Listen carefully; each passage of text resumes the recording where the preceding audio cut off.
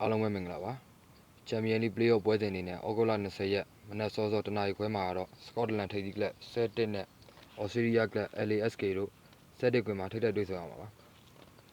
ဒီရာသီအင်ဂျင်7အသင်းကရလက်တွေကတော့တောက်6ကိုကောင်းနေပြီးတော့တိုက်စစ်ပိုင်းကလည်းဂိုးတွေမျိုးနေပါတယ်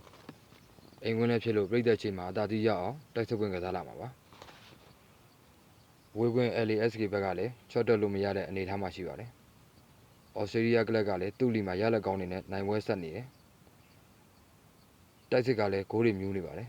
ဒုတိယအကျော်ကအိမ်ကွင်းမှာကစားမှာဆိုတော့အတက်နိုင်ဆုံးထိန်းကစားဖို့တော့များပါတယ်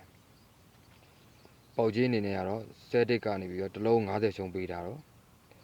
ကိုပေါင်းအနေနဲ့လည်း3လုံး50ရှုံးဆိုတော့နှစ်သင်းလုံးကလည်းအပြန်အလှန်ကိုသွင်းနေတာကြောင့်ကျွန်တော်အနေနဲ့အင်ရှင်နဲ့ကိုပေါင်းပေါ်ကိုရွေးချင်ပါတယ်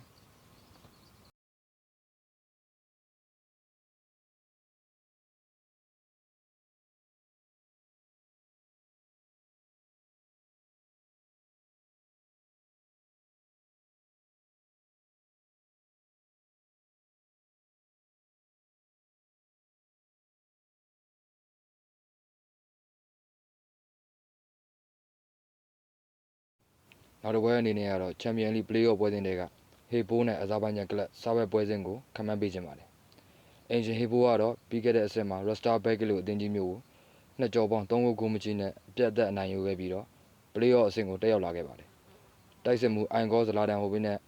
ဂျာဗန်အီဒိုကလည်းကိုးသိန်းအားကောင်းနေပြီးတော့အိမ်ကွင်းမှာအနိုင်ရလက်ရရှိဖို့ပြတ်မှတ်ထားလာပါလိမ့်မယ်အဝေးကွင်းစားဘက်အသင်းတွေကတော့ဒီယာဒီဥရောပပွဲစဉ်တွေမှာအံ့ဩဖို့ကောင်းလောက်အောင်ခြေစမ်းပြနေပါတယ်အေဂျီရဲ့အသင်းပါဝင်ပြိုင်ဘက်တွေကိုဖျက်ကျော်ခဲ့ပြီးတော့ဒီယာဒီကစားခဲ့တဲ့9ပွဲမှာ6ပွဲစီအနိုင်ရရှိထားပါတယ်အဝေးကွင်းမှာတံမြန်တက်သည့်ထက်မြက်လေးရှိတဲ့ကြောင့်ဟေဘိုးအတွက်လည်းလွယ်ကူဖျက်ကျော်နိုင်ဖို့မလွယ်ကူတော့ပါဘူးပေါက်ကြီးအနေနဲ့အဝေးကွင်းကိုဆိုရင်တည်ရင်နိုင်ပေါက်ကြီးပေးကိုဖွင့်ထားပါတယ်ကိုပေါင်းကြီးကတော့နှလုံးရှုံးဆိုတဲ့အနေအထားကိုဖွင့်လှစ်ထားပါတယ်ဟေဘိုးဘက်ကလည်းအိမ်ကွင်းအတွေ့အကြုံနဲ့တိုက်စစ်အင်အားတာလွန်ပေမဲ့စားဘက်ရဲ့အဝေးကွင်းတံမြန်တိုက်စစ်ကို